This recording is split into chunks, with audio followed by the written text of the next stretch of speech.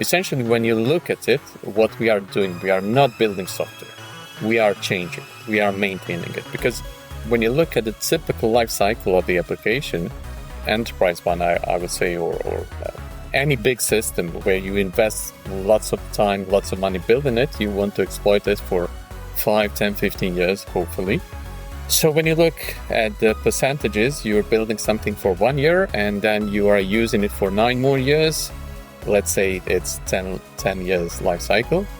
So when you think about it, you spend 10% of your time building something and 90% of the life cycle of the application or the system responding to change requests, building new things, changing, adapting, and maintaining. So essentially, our job is not to build out, our job is to sustain all these request changes. Welcome, friends, to the Modern.NET Show, the premier .NET podcast, focusing entirely on the knowledge, tools, and frameworks that all .NET developers should have in their toolbox. We are the go-to podcast for .NET developers worldwide, and I am your host, Jamie Taylor.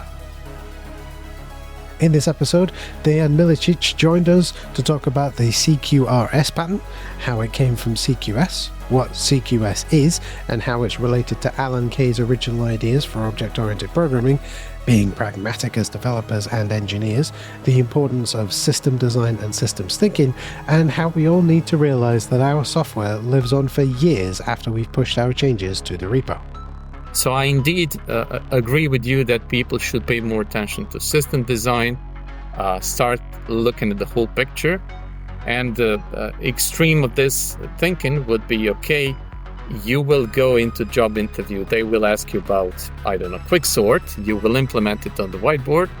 And then 6 months later on, you will go and purchase or maybe download NuGet package with a quicksort implementation because, it makes sense. You don't want to implement something that have been implemented this many times before.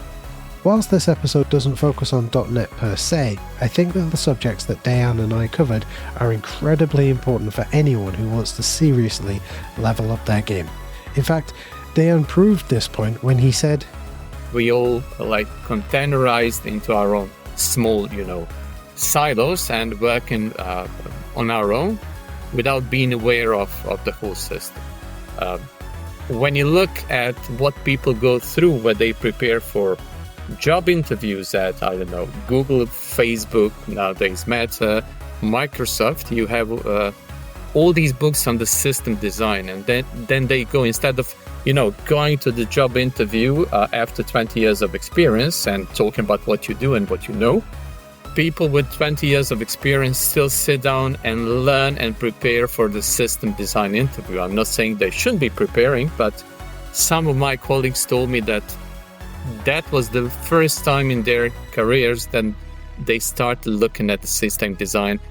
Anyway, without further ado, let's sit back, open up a terminal, type in .NET New Podcast, and we'll dive into the core of modern.NET. So Dejan, thank you ever so much for joining us today. I know we're going to talk about something that's more of a sort of architecture pattern, design pattern theory sort of stuff, but regardless of whoever comes on the show, I'm really, really appreciative of people who spend some time with us and help us learn something new, because it's quite important to at least be exposed to new ideas and new thoughts, right? Thank you for having me today. No worries. So I wonder, could you perhaps give the listeners a bit of a feel for who you are, perhaps an elevator pitch, a short description of, hey, I'm Dejan and I work on these things and this is what, this is my history of software development. You totally don't have to turn it into a resume, but just like, hey, this is me, this is what I do, this is, my experience with things, that kind of thing.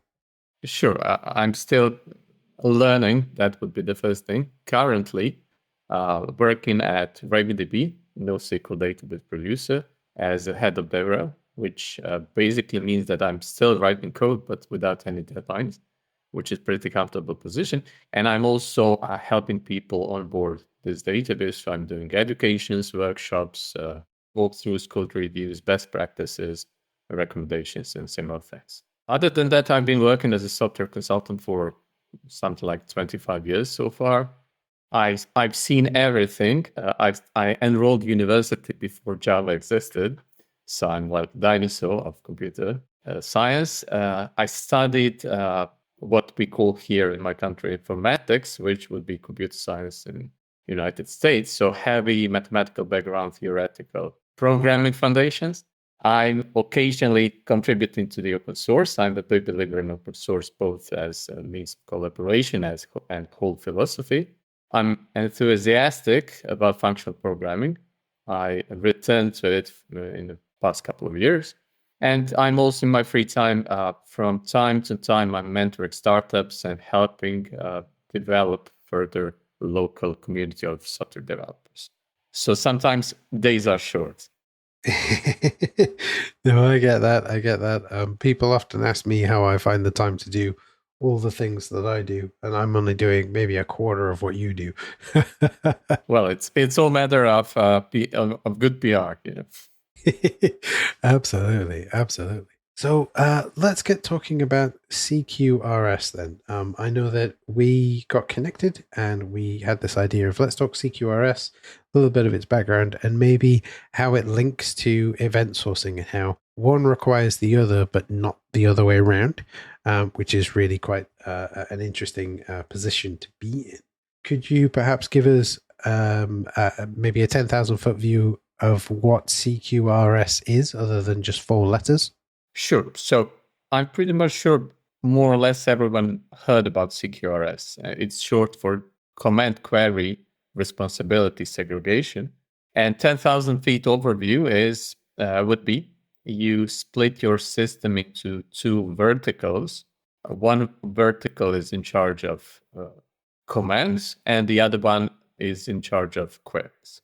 And it may seem a bit like strange choice of system separation, but I hope today we can cover motivation behind this, what problem we are actually solving here, and how it can benefit people who are both doing event sourcing, but also those who are not doing event sourcing. Sure. Yeah, I remember. So my experience with CQRS as a whole is maybe 1 or 2 projects. And for those listening, I work as an independent contractor. So when I say 1 or 2 projects, I'm in for 3 months to 6 months, and then I'm gone, right? Which is, not a huge amount of experience, but, having built a couple of successful apps and services with it, some people would say that was a great amount of experience. It's really not. I remember a few years back, maybe 6 or 7 years, I was at a conference, and someone was talking about how great CQRS was and quite literally used the line, you have to rewrite all of your apps to use CQRS. And whenever someone says to me, you need to rewrite everything to use this brand new pattern, I immediately switch off. And so my introduction to it was this very excited person who was, really trying to evangelize it and tell me how great it was, but started with, you need to rewrite everything from the ground up. And at that point, even as an independent contractor, I sort of sit there and go, no, because working code is infinitely more valuable than non-working code. So what I'm getting at is my knowledge of CQRS. Install a whole bunch of these packages, separate everything into commands, write 10,000 lines of code to be able to read something from the database, and then profit. That's not quite CQRS, is it? Well, look, I would first go back to something you mentioned, and you basically said, if I remember correctly, you said, I'm a consultant, I land at the company or at the contract, I do my job and I leave. And I've been contractor myself, I've been consultant, I've been working in outsourcing industry, and I think one of the biggest problems with this approach is you are not living the pains or joys of your choices, especially when it comes to architecture. Yep. Essentially, when you look at it, what we are doing, we are not building software. We are changing it. We are maintaining it. Because when you look at the typical life cycle of the application, enterprise one, I would say, or any big system where you invest lots of time, lots of money building it, you want to exploit it for 5, 10, 15 years, hopefully. So when you look at the percentages, you're building something for 1 year, and then you are using it for 9 more years. Let's say it's 10 years life cycle. So when you think about it, you spend 10% of your time building something, and 90% of the life cycle of the application or the system responding to change requests, building new things, changing, adapting, and maintaining. So essentially, our job is not to build out, our job is to sustain all these request changes. I think that's the first point we need to clear. So from that perspective, let's rewrite everything represents kind of defeat. Defeat in the sense that you throw away everything you built and you start from scratch. In my experience, this is the desperate measure when you cannot help it anymore. When the application you're working on is beyond repair. But essentially, if we are building high quality systems, then this total rewrite moment or decision will hopefully never come. So I would say this is first criteria for determining are you doing a good job or not. Unfortunately, as we all know, rewrites are not so rare. And I'm pretty much sure that engineers working in other branches of engineering practice are looking a bit strange eye towards us. We are building something, this is functioning properly, and then at one point in time we say, okay, let's throw everything away, let's build it from the scratch.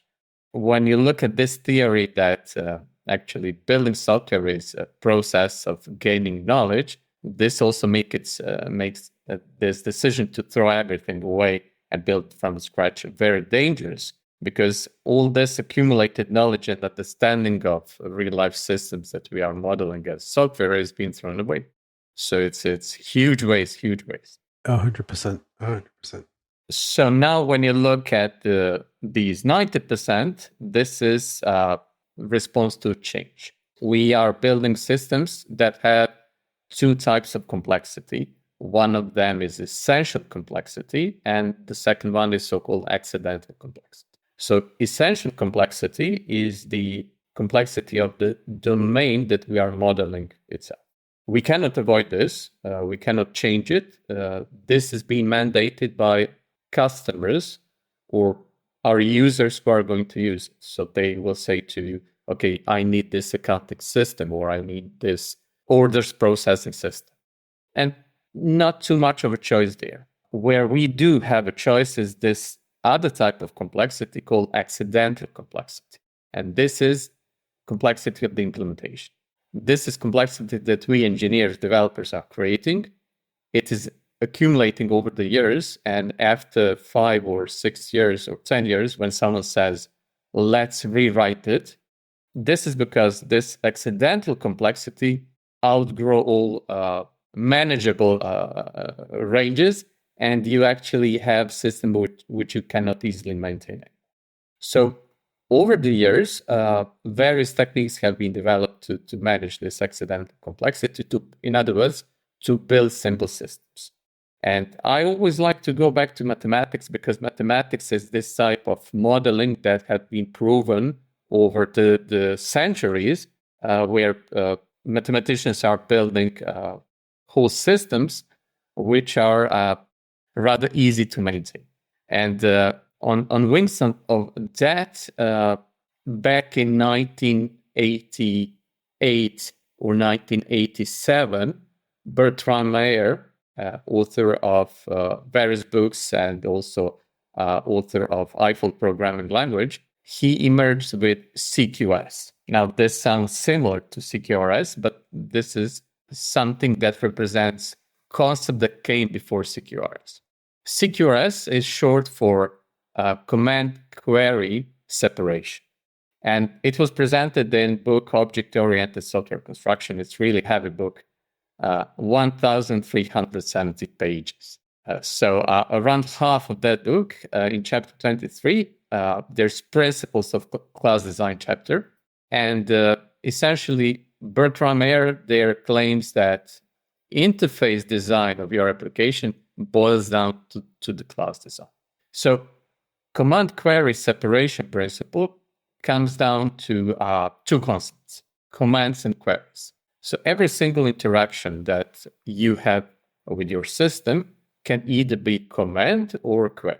commands are changing state of the system without returning any results. So you create a command, you send it to the system will accept it, validate it, execute it, and change the state. The other type of the interaction is query. You will send query, it will return back to you state of the system without altering the state itself. In other words, these two principles, these two patterns can be summed up in a sentence or principle that asking a question should not change the answer. Now, you may ask yourself where this principle comes from. Well, what Bertrand says in the book and what some other people are saying is that simply over the years, people who were maintaining large complex systems came to empirical conclusion that structuring your system in this way is helping keep complexity low and keeping it more easily maintained. Now, what's important to understand here is that difference between mathematics and programming comes down to a couple of aspects. One of them is so-called side effects. In mathematics, when you apply a function to arguments, this function will always return the same result. And mathematical functions are so-called pure functions. When function is not pure, when it's either a reading from the environment or changing the environment, this is called side effect. Now, if we go and apply this to CQRS, you can see that commands that we are sending to system will produce some side effects, which could be writing to a database or sending emails, while queries will not produce any side effects. So side effects are good when they are intended. As I said, you want to write something to a database, or you want to send email, you want to write something on the screen. But at the same time, side effects, when not intended, are very bad because they will produce unexpected changes in environment, which will now affect other pieces of your code. So by splitting your system, your interactions with the system into queries and commands, you are limiting the scope of these side effects, which now can happen only in commands. And all of this is applicable to apply to the surface of your application, which would be the interface. So if I have, say, a web API that is accepting a request, like a HTTP GET to retrieve some, we're building an e-commerce website, right? I got an HTTP GET that says for product 123, get me the product details, right? My request is coming in. I want to then separate the flow through the app into a command and a query. Everything that's going to the database or to some kind of data store can be my query. And that's going to have, doesn't matter how many times I ask for that, as long as the information exists in the database, it should be idempotent, right? I can ask it 1,000,000 times and always get the same response and the same pathway through the system every single time. Correct. Whereas from what I'm taking from what you're saying, there's a command side of things, which is perhaps I'm logging the request, perhaps I'm doing some analytics, or perhaps I'm ensuring that the user is authenticated. That's separate from my query, and that's where the segregation part of it comes in. Is that am I thinking along the right lines? Yes, and when you look at the HTTP verbs, get is or should be read-only operations. So you are reading state of the system and observing the system when you apply some common sense should not change it. This is what I would dare to say, expect from the system. And verbs like put, patch, post are essentially commands in this pattern, and they are altering the state of the system. So you're either creating something, you're updating it, maybe I did not mention delete verb as well. So this kind of interface level separation is helping you comprehend system better. So over the years, this proved to be working well. And then CQRS, command query separation, was then propagated further down. What you mentioned when you just described REST API was what happens under the surface when your either command or query is being processed. Well, this is now a realm of CQRS. So CQRS is operating at the class level or method level, in other words, on the interface level, interface towards developer who is calling these commands or queries. CQRS is now bringing this separation, or as CQRS stands for responsibility segregation, down to the architectural level. So as you are separating things on the surface level, now you will start splitting your system into two halves. Each one of them is responsible for handling either commands or queries. And this is the moment when you heard about the idea of rewriting everything to split it. So you will end up essentially looking at the architecture of your application. You will end up with, let's call it, two separate sub-applications within your big system. One of them will be handling commands, verifying them, altering your domain objects, storing them into the database, and returning response to you in the sense that, okay, your command have been accepted and processed, but it will not reflect any state of the system. Your queries will be handled by a different vertical in your application, which should be much, much simpler. CQRS architecture essentially brings all complexity to command handlers, and queries are now becoming very simple because queries are accessing just storage, which can be specialized.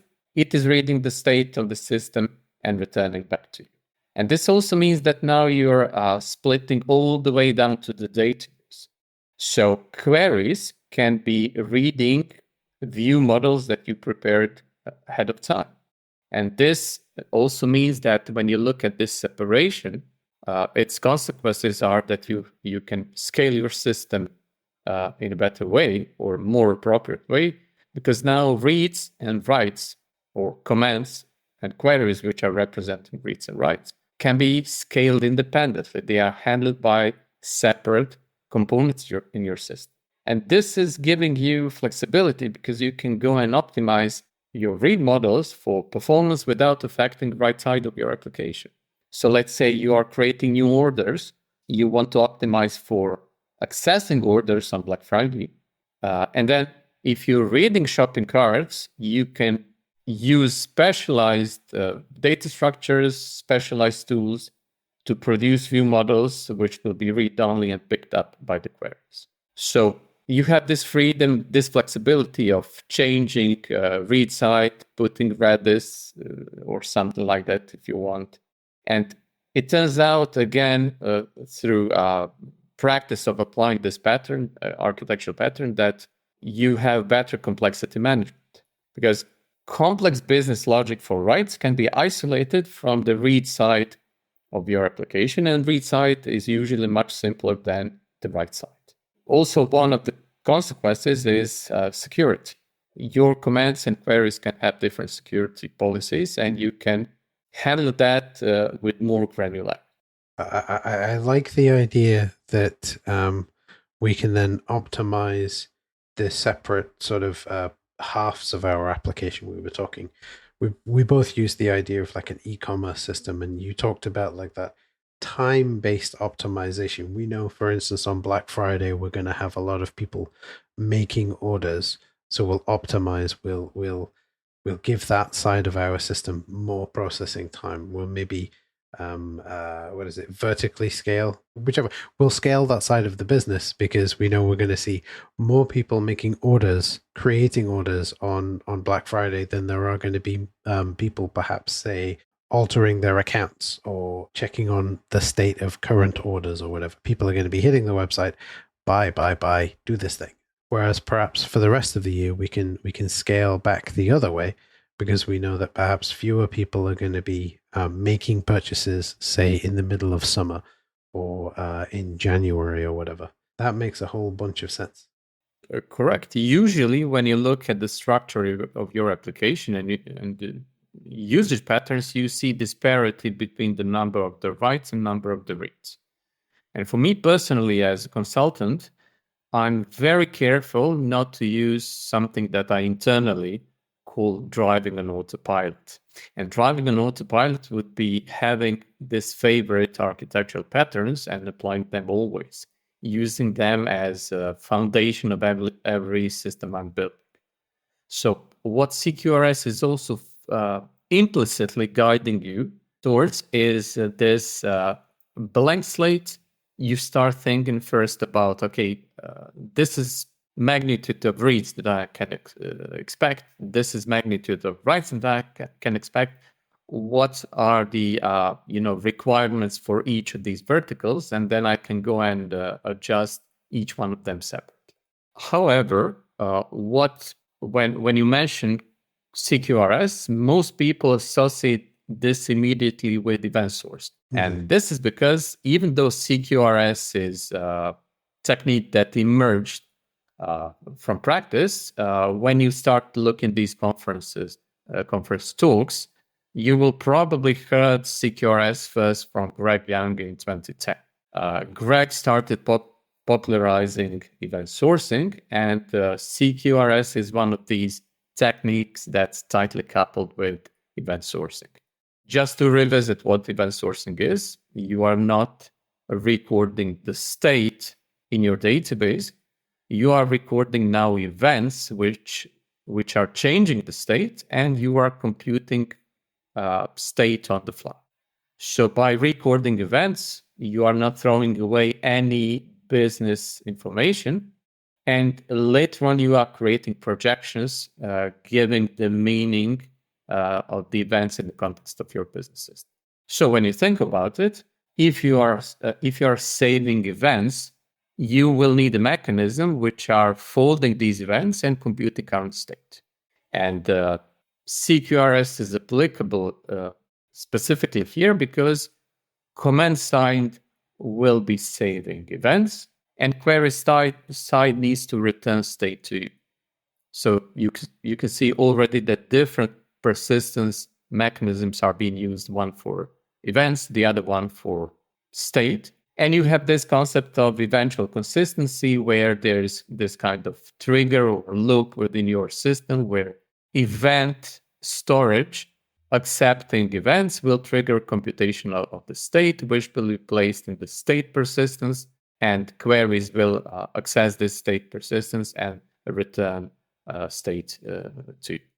What is important to underline, however, is that event sourcing without CQRS is almost impossible. I wouldn't say impossible, but it's hard. It doesn't make sense. However, you can use CQRS without using event sourcing. CQRS is a simple principle of separating your application into two verticals, and then all these benefits that I mentioned a moment ago are applied to you. You have more flexibility. You can fine-tune both of these verticals. And when you think about it, we should be using best possible technology for every project we are making. So this means that you should use, if you, for example, doing the same way if you're doing artificial intelligence these days, you will probably go with Python. Well, same logic should be applied to all bits and pieces of the system you're building. So, for example, if you're building a product catalog, you will have to use specialized tool for providing full text search. In the same sense, if you have lots of view models, if you create dedicated pipeline for creating these view models, you will be better off. Whole point here is to use most applicable tools for specific problems you have. So we come down to the fact that some people are using CQRS even though they are not aware of it. Because let's imagine you have a simple system with a single database. You have problems with performance, with latency, and then you go and introduce Redis as a write-through cache.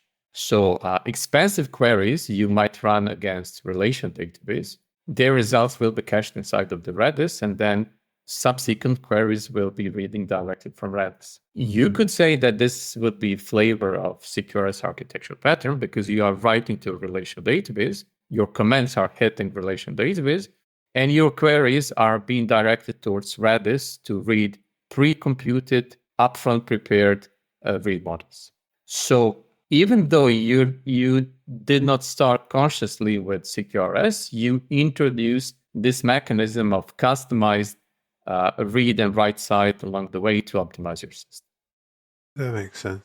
So even though because it's one of these design patterns that kind of, it makes sense regardless of, even if you're not doing event sourcing, right? You can actually separate your code base in logical ways, right? There's a lot of different ways that you can separate your code base. You can go domain driven, you can go vertical slice, you can do, design pattern du jour.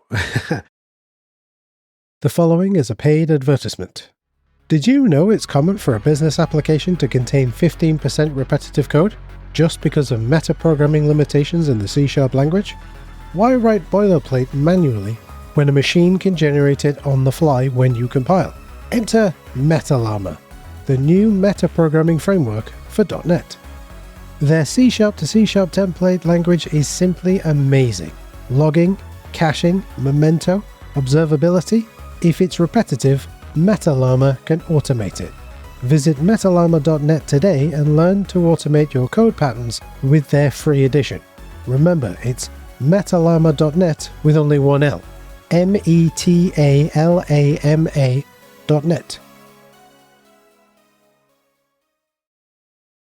Depending on what you want to optimize for, if you're optimizing for scale, perhaps, if you already have scale. So just real quick, folks, if you don't have scale, don't optimize for scale, because, in the Pragmatic programmer, I think I've got it in front of me. I think it's Dave who says that if you want to optimize for Netflix scale, go get Netflix scale first.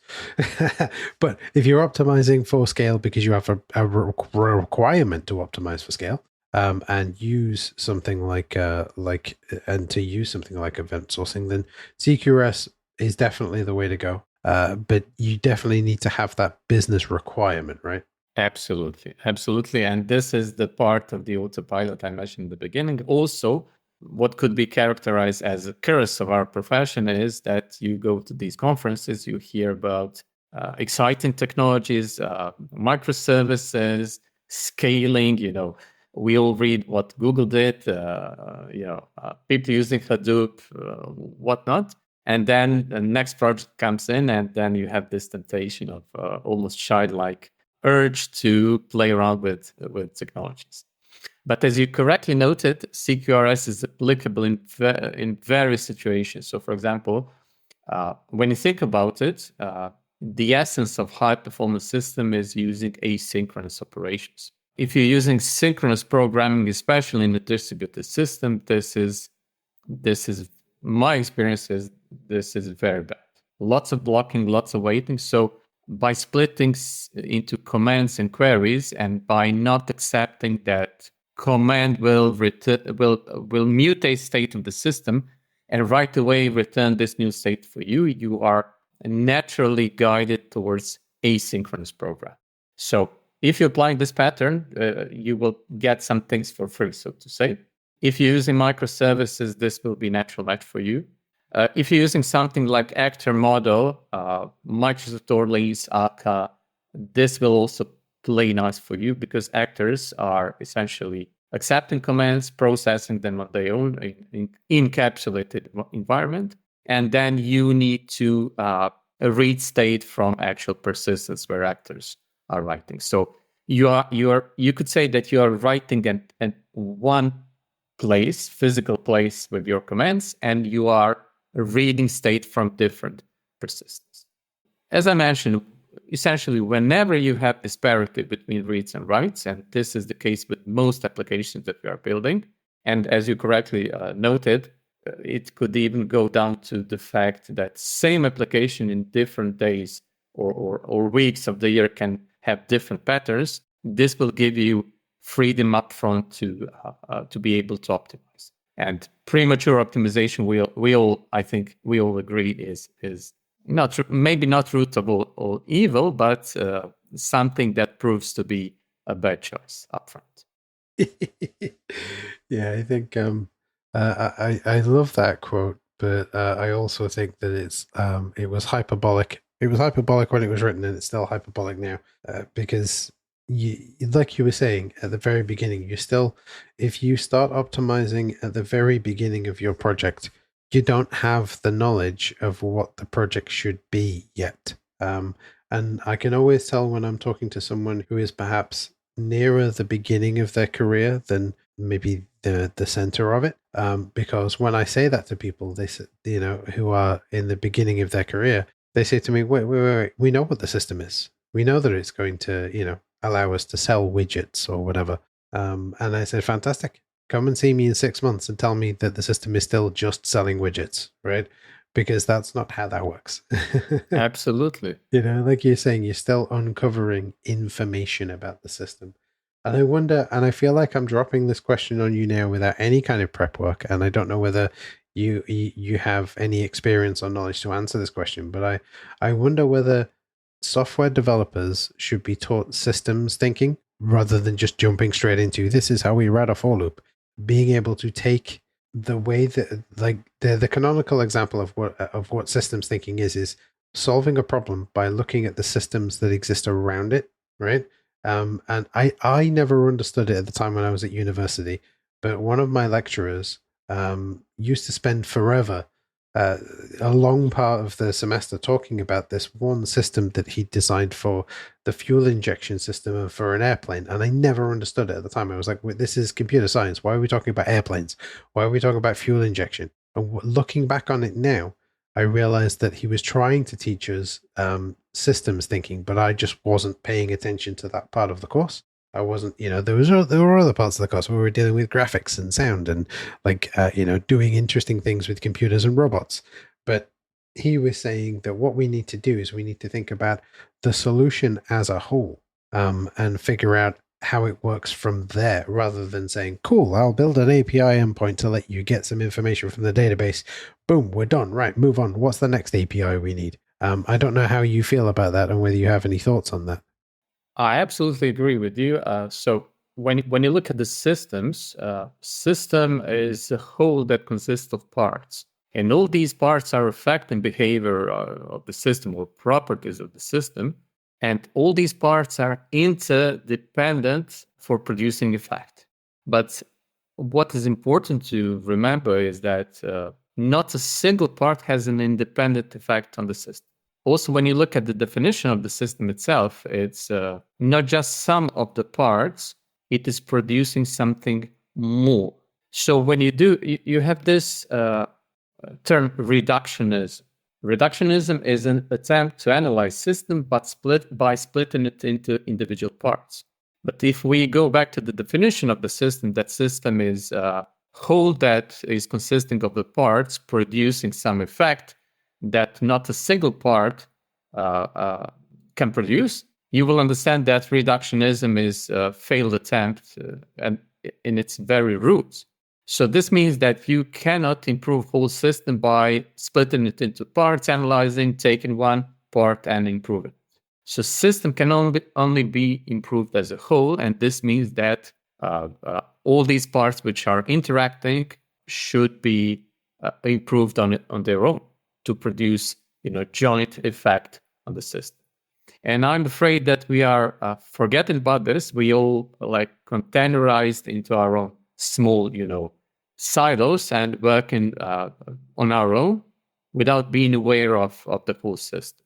When you look at what people go through when they prepare for job interviews at, Google, Facebook, nowadays Meta, Microsoft, you have all these books on the system design. And then they go, instead of, going to the job interview after 20 years of experience and talking about what you do and what you know, people with 20 years of experience still sit down and learn and prepare for the system design interview. I'm not saying they should be preparing, but some of my colleagues told me that was the first time in their careers that they started looking at the system design as a discipline, and the fact that when people speak about microservices, you will hear this mantra that microservices are for scaling.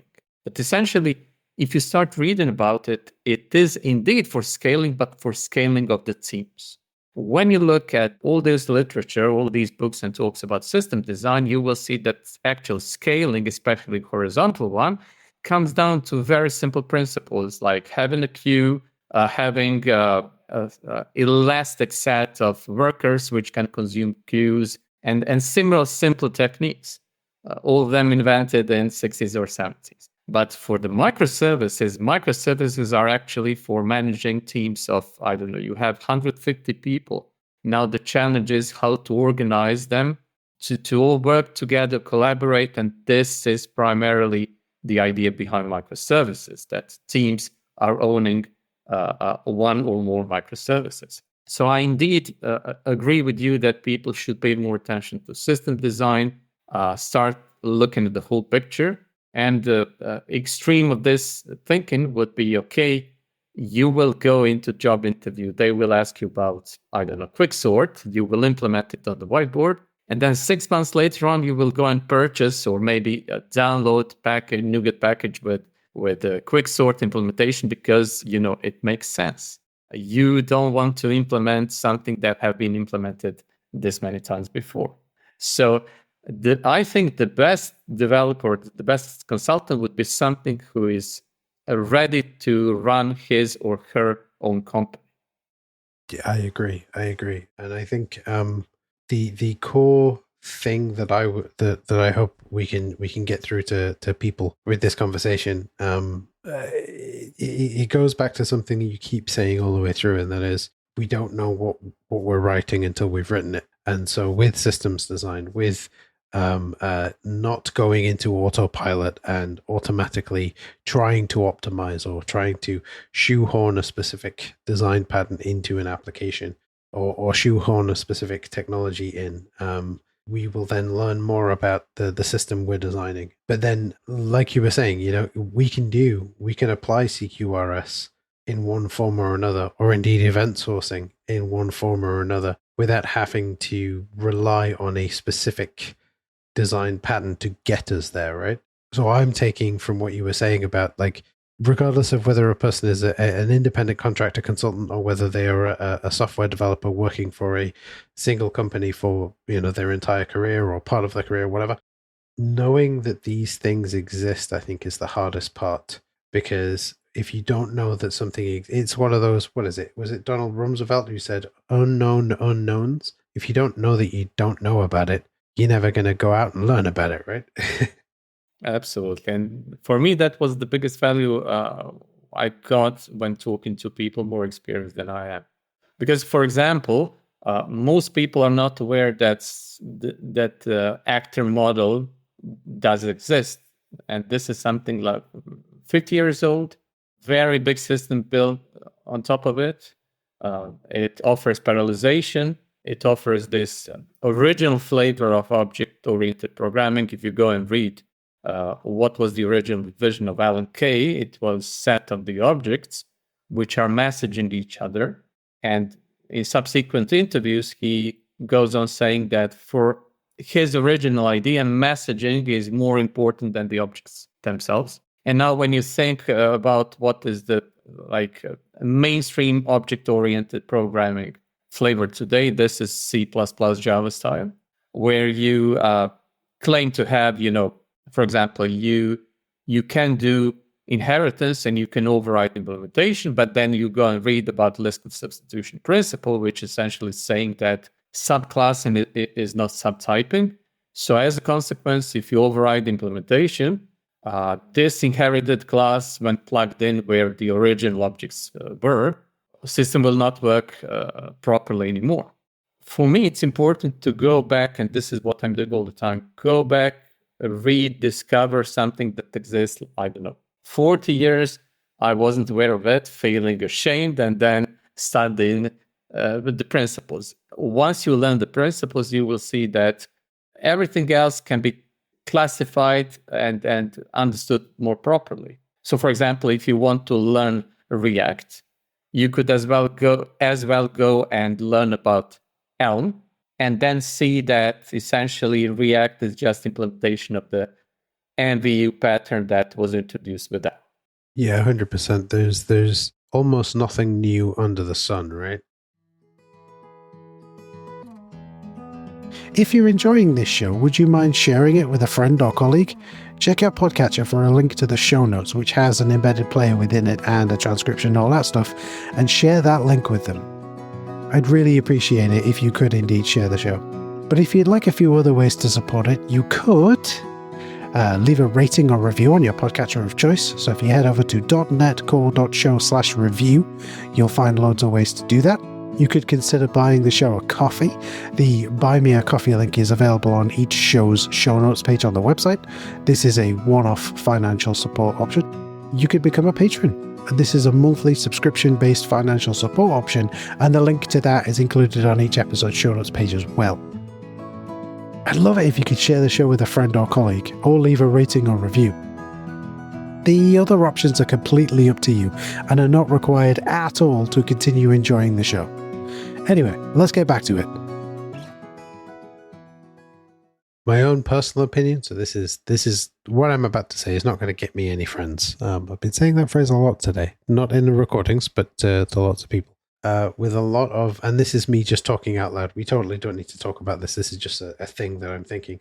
I wonder whether a lot of the libraries that are coming out now, where they're like, we will issue the lessons of the past and just don't worry about it. We'll create this library and it will be the best thing ever.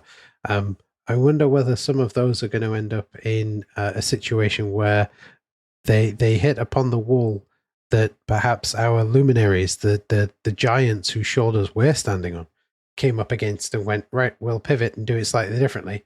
Except that back then, what they were building were not production systems.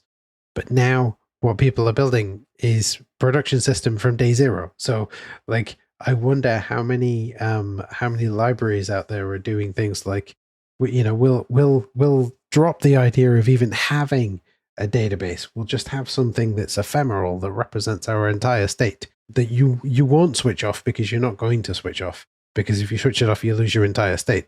But also in 6 years' time, we realize, hey, that might not be the best idea, because now if you stop paying your bill, or, there's no synchronization back to disk or anything like that. So when the data center goes down, that's a really bad example of what I'm getting at. But I feel like there's a lot of libraries and frameworks that are coming out right, like in the last couple of years, where people are saying, no, don't worry about it. Let's just ignore the lessons of the past and we can innovate faster. And you probably can innovate faster, but you're going to hit the same wall that the people 20 years ago hit, which is the same wall that the people 40 years ago hit, except that their apps weren't production and yours are now production. I absolutely agree with you. So when I heard that Swift programming language is coming out, and when I inspected it a bit, I was kind of, oh no, why do we need one more programming language? When we are speaking about the cloud, I saw some examples of companies getting grants, especially startups getting grants. Let's say you get a grant of $100,000 for one of three major public cloud providers. You start building systems on top of it. And if you're not careful, you run into this potentially very unpleasant rental lock-in. So instead of using some kind of, Kafka or RabbitMQ, which are like kind of, let's call it kind of generic open source project, you use proprietary queue of the cloud provider. And now you can imagine what will happen after 2 or 3 years, after you use 5 or 10 these proprietary technologies. As a startup, you will get another grant by another cloud provider, and you will simply be unable to use it for anything because you have a vendor lock-in, you've been locked there, and it's very hard to, you cannot stop business operations for, 3 weeks, and let's now migrate to another cloud provider. It's simply something that will not happen. Sure. I think that, how do I put it? I don't feel as though enough, maybe I'm just stuck in my ways, but I feel as though there aren't enough devs, engineers, coders, whatever word you want to use, who are doing what you're saying you're doing, looking to the past and seeing where we came from and what is, like, I wouldn't have made the connection between React, MVU, and Elm, but you just did, because you can see the evolution, right? And so that means that if someone has come from an MVU background, picking up React is just a case of learning the syntax. You're still doing the same thing, right? And I wonder whether, along with systems thinking, maybe we should be teaching the software devs a little bit more about, okay, so here is, and I don't think this would work in academia, but like, here is the history of some of the most popular things that you'll be using, So like, React came from MVU, and .NET MAUI came from Xamarin, which came from other experiments at getting things working cross-platform. Just to pull some ideas out of the air there.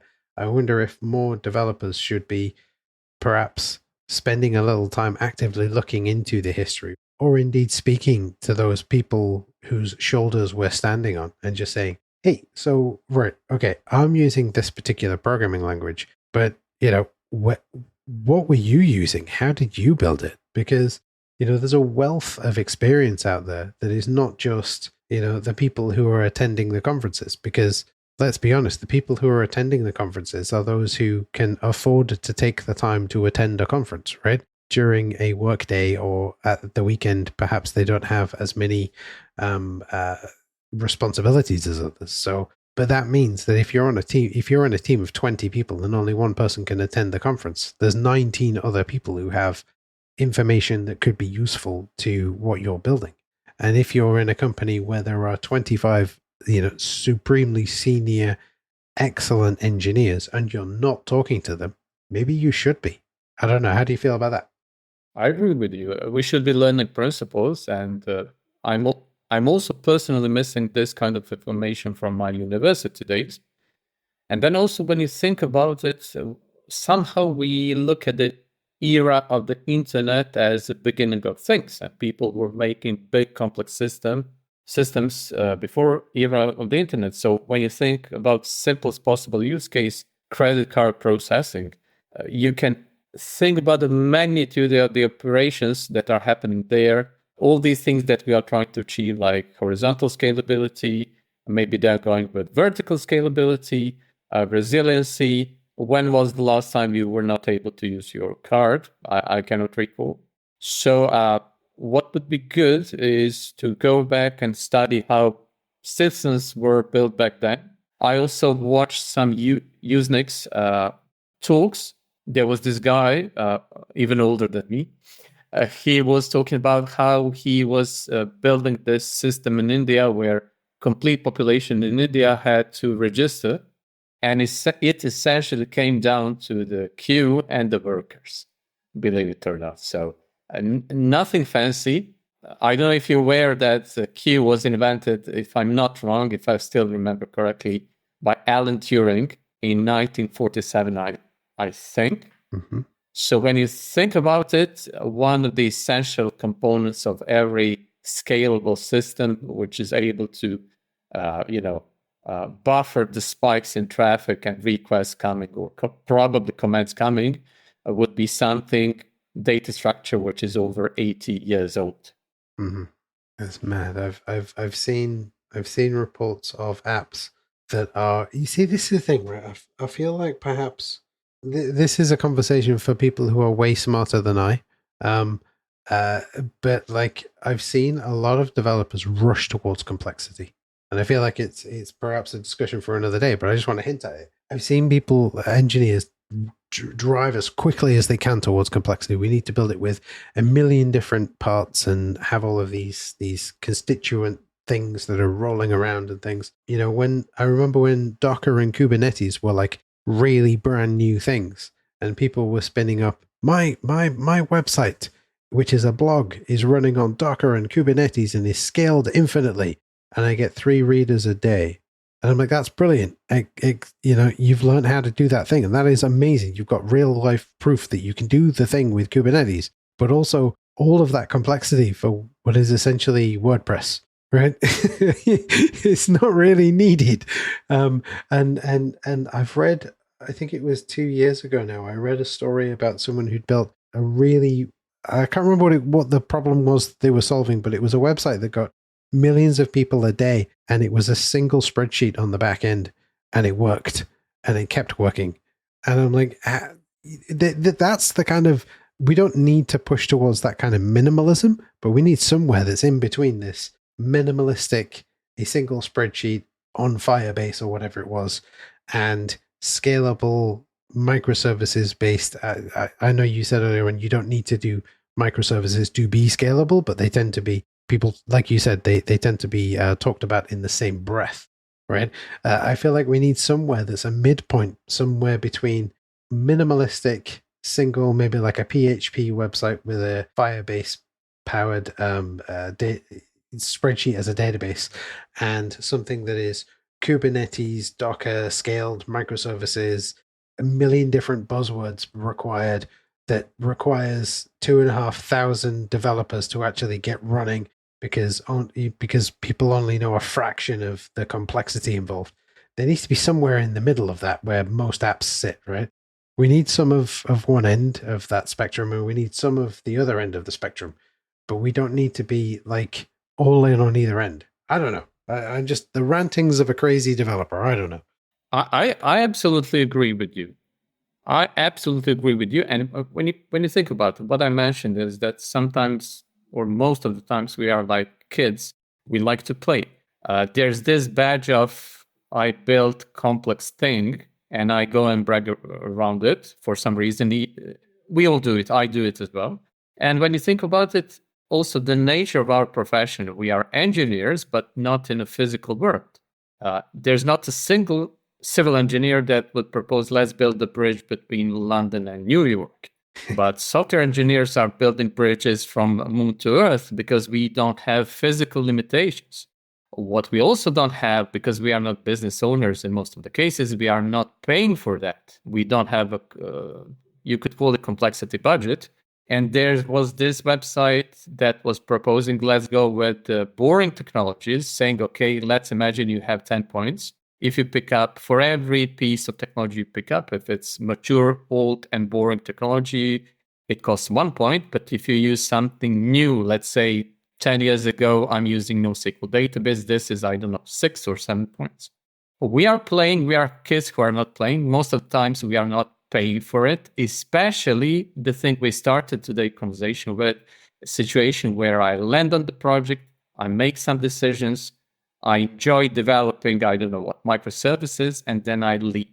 I do not have to live with my choices. I'm not going to be the one who will be awakened by call, at 3 a.m. in the morning because things are not working. So part of the solution hopefully could be, not only that we build, but also that we maintain, that we respond to changes, and then we can observe consequences of our choices.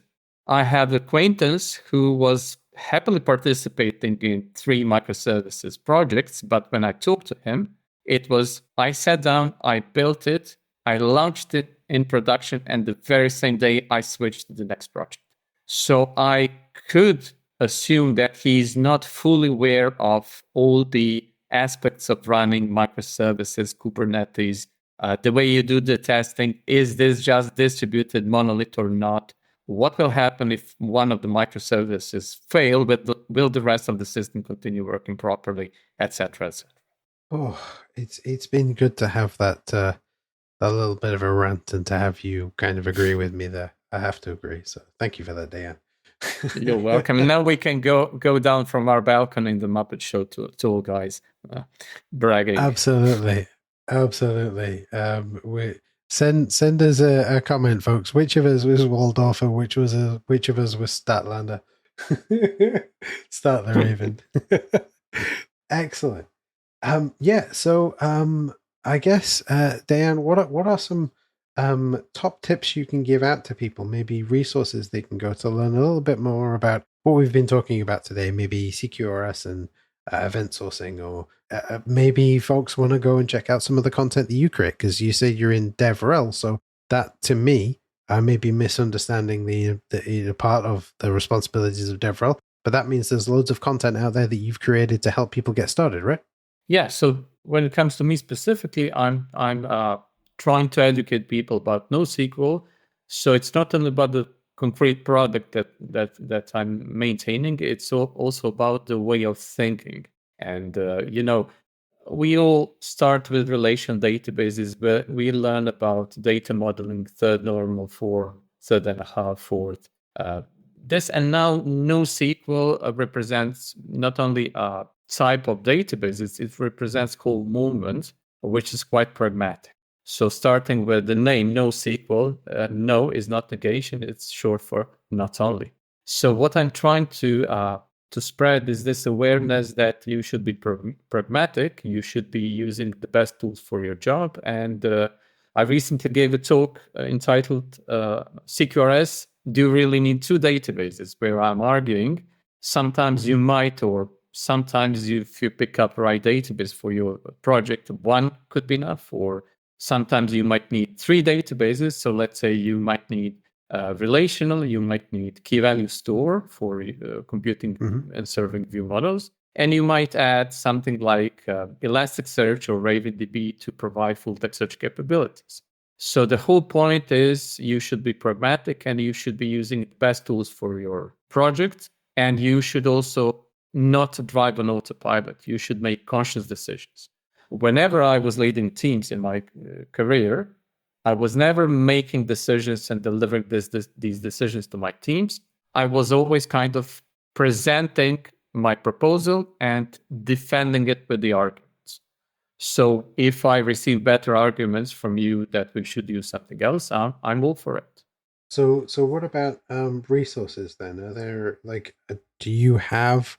Is it a blog? Is it a YouTube? Where do you want to send people to learn a little bit more? I'm having workshops, so I would like to invite people to the workshops. So I will send you a link and you can distribute it. So I'm trying to educate people about the whole philosophy of NoSQL databases. I'm also active on Twitter, and I'm now trying to be active on LinkedIn. So this could be people, or let's say Twitter would be best place for people to exchange resources and to maybe spark some interesting discussions. Amazing. So what I'll do for the folks who are listening in, I'll put all of any links that I get sent over or any things that I find, like I'll go find Dejan on the artist formerly known as Twitter and on LinkedIn. I'll put those into the show notes. So if you're interested in getting in touch or finding out about what he's up to, definitely check those. Amazing. Well, Dejan, thank you ever so much for our conversation today. I have both appreciated the fact that I could get these couple of rants off of my chest, but also having a wonderful, detailed conversation with you where I have learned a whole bunch more things. Like I said, going into this, I had some experience with CQRS, and I had fallen into the trap of, being told we need to rewrite everything from the ground up to use things like CQRS, whereas actually you don't. And, one of the things that I don't think either of us actually explicitly said, I think maybe you did, but I didn't, is that you're likely doing CQRS, but you don't realize it. You don't need to rewrite parts of your app and use specific NuGet packages. You're probably already doing it anyway. Who knows, right? But I really appreciate you being on the show, Dejan. Thank you. What happens to me is that I frequently discover something new on my own. Then I think to myself, okay, it's impossible that I discover something new. I go dig, do my research, and then I discover I just discovered something that exists for 40 years. So thank you for the opportunity to talk to you today. And it's also thinking out loud, and a couple of interesting ideas sparked in my head during this conversation. So thank you for that as well. Hey, no worries, Dejan. No worries. Thank you ever so much. Thank you for listening to this episode of the Modern.NET Show with me, Jamie Taylor. I'd like to thank this episode's guest for graciously sharing their time, expertise, and knowledge with us. Be sure to check out the show notes for a bunch of links to some of the stuff that we covered and a full transcription of the interview. The show notes, as always, can be found at the podcast's website, and there'll be a link directly to them in your podcatcher. And don't forget to spread the word. Leave a rating or review on your podcatcher of choice. Head over to .NETCore.show/review for ways to do that. Reach out via our contact page at .NETCore.show/contact, or join our Discord server at .NETCore.show/discord, all of which are linked in the show notes. But above all, I hope you have a fantastic rest of your day, and I hope that I'll see you again next time for some more .NET goodness. I'll see you again real soon. See you later, folks.